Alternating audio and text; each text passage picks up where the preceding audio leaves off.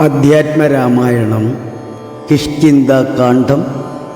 സമുദ്ര ലംഘനത്തിന് കവികളുടെ ആലോചന.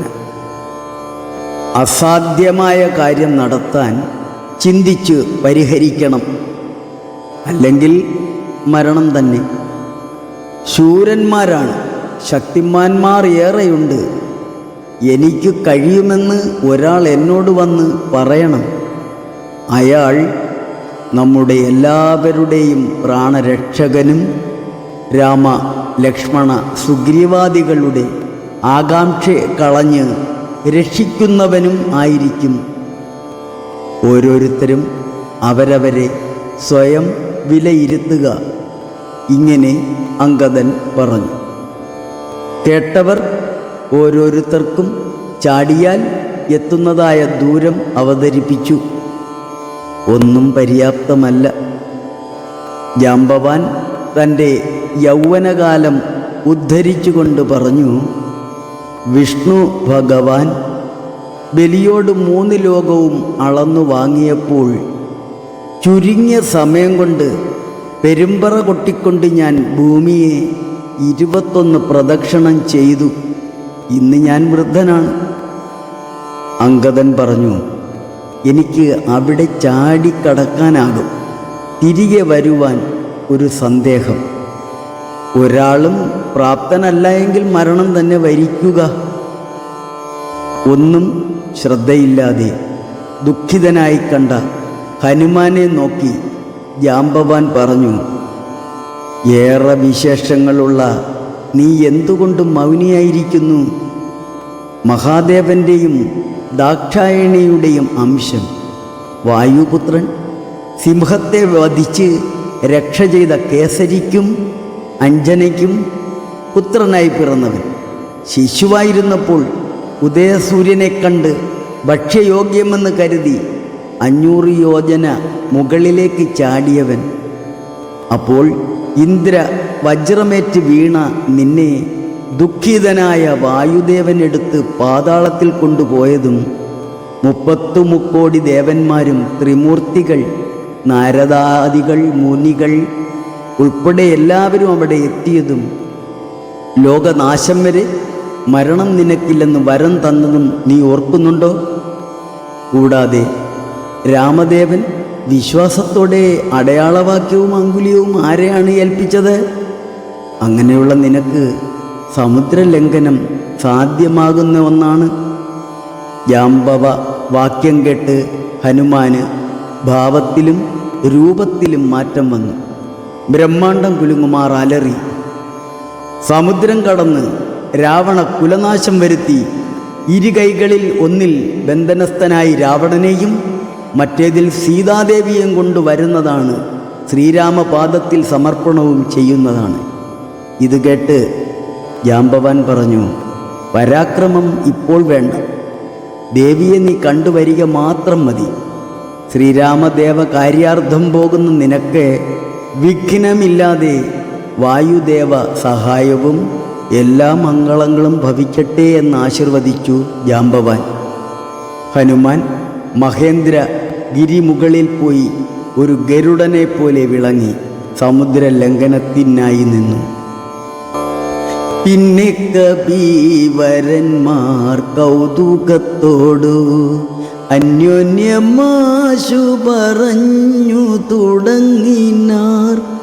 ഉഗ്രം മഹാനക്ര ചക്രഭയങ്കരമഗ്രേ സമുദ്രമാലോക്യ കപികുലം എങ്ങനെ നാമിതിനെ കടക്കുന്നവാറെങ്ങും മറുകര കാൺമാനുമില്ലല്ലോ. ആവതല്ലാത്തതു ചിന്തിച്ചു ഖേദിച്ചു ചാവതിനെന്തവകാശം കവികളെ. ശക്രതനേയതനുജനാമംഗദൻ മർക്കടനായകന്മാരോട് ചൊല്ലിനാൻ, എത്രയും വേഗബലമുള്ള ശൂരന്മാർ ശക്തിയും വിക്രമാവും ഭാരമുണ്ടല്ലോ നിങ്ങളെല്ലാവർക്കും. എന്നാൽ ഇവരിൽ വെച്ചിങ്ങു വന്നെന്നോടൊരുത്തൻ പറയണം, ഞാനതിനാളെന്നവനല്ലോ നമ്മുടെ പ്രാണനെ രക്ഷിച്ചു കൊള്ളുന്നതും ദൃഢം. സുഗ്രീവനാമ സൗമിത്രികൾക്കും ബഹു വ്യഗ്രം കളഞ്ഞു രക്ഷിക്കുന്നതുമവൻ. അംഗദനിങ്ങനെ ചൊന്നതു കേട്ടവർ തങ്ങളിൽ നോക്കിനാരേവരും. ഒന്നും പറഞ്ഞില്ലൊരുത്തരും അംഗദൻ. പിന്നെയും വാനരന്മാരോടു ചൊല്ലിനാൻ, ചിത്തെ നിരൂപിച്ചു നിങ്ങളുടെ ബലം പ്രത്യേകമുച്ഛേദാമുദ്യോഗപൂർവകം.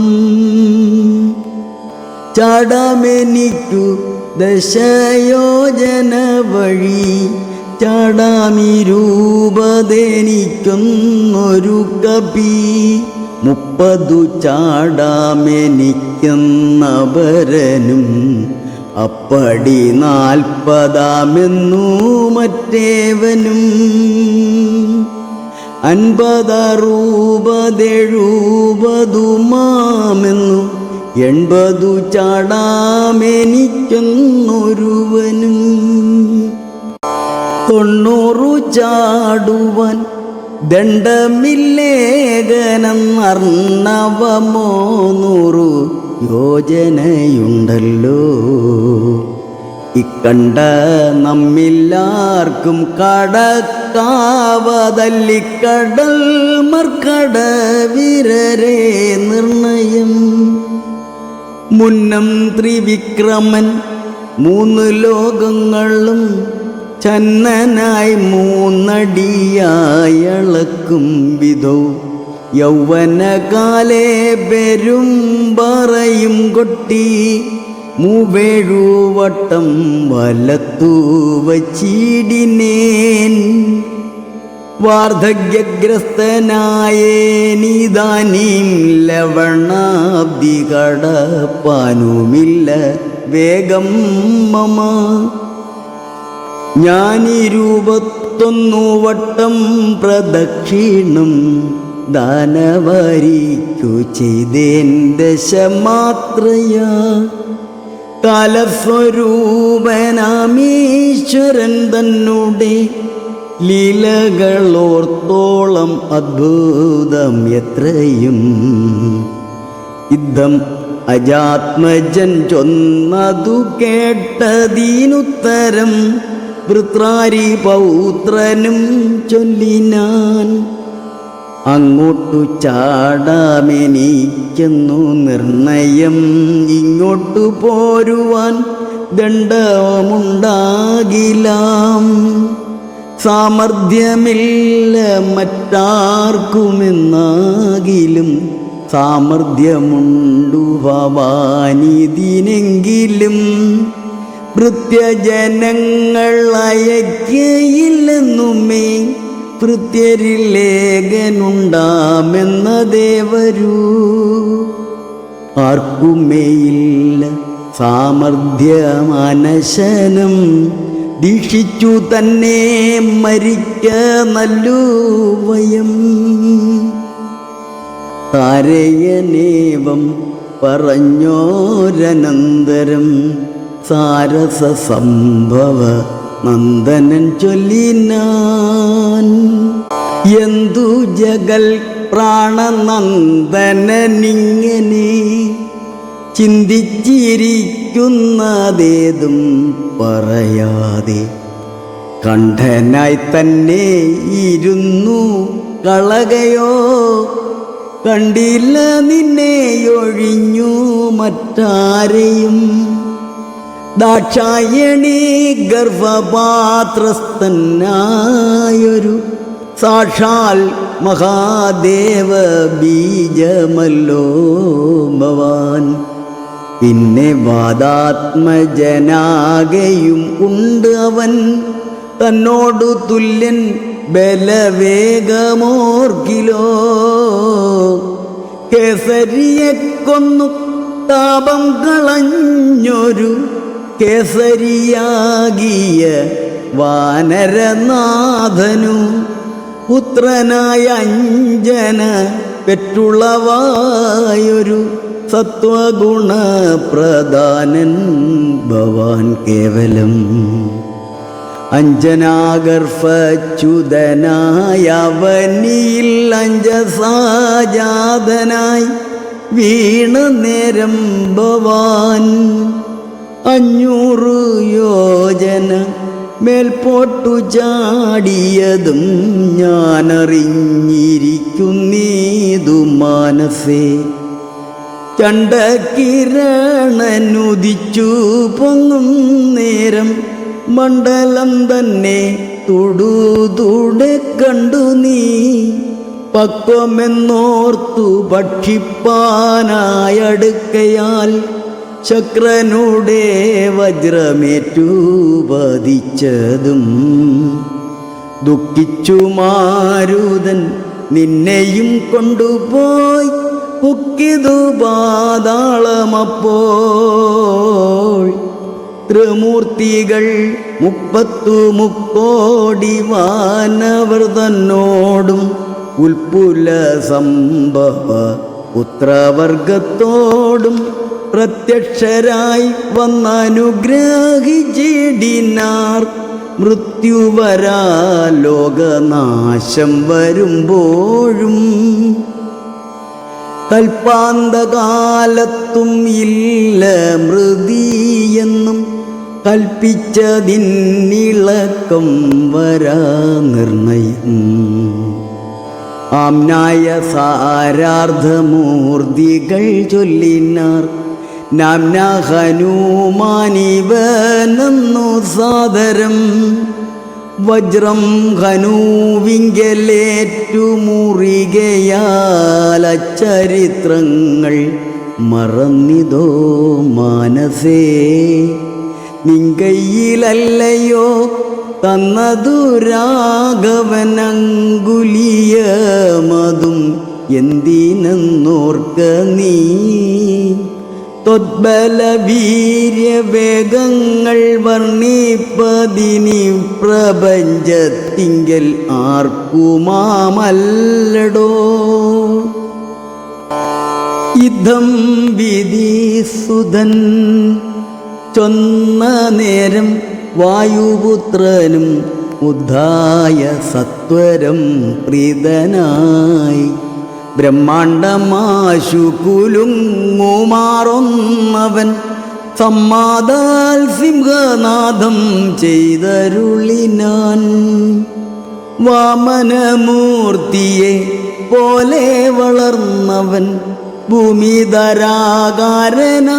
നിന്നു ചൊല്ലിനാൻ. ലംഘനം ചെയ്തു സമുദ്രത്തെയും പിന്നെ ലങ്കാപുരത്തെയും ഭസ്മമാക്കി ക്ഷണാൽ രാവണനെ കുലത്തോടുമൊടുക്കി ഞാൻ. ദേവിയെയും കൊണ്ടുപോരുവനെന്നുമേ.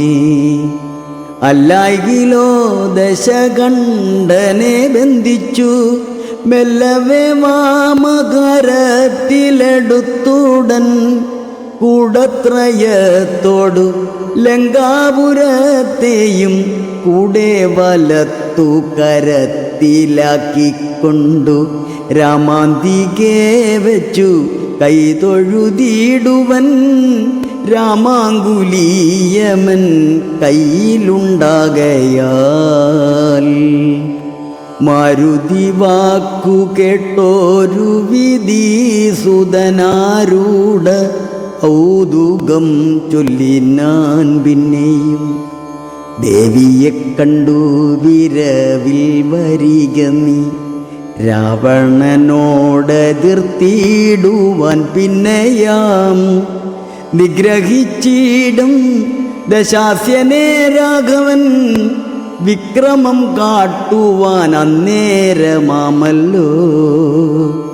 പുഷ്കരമാർഗേണ പോകും നിനക്കൊരു വിഘ്നം വരായിക കല്യാണം ഭവിക്കതേ.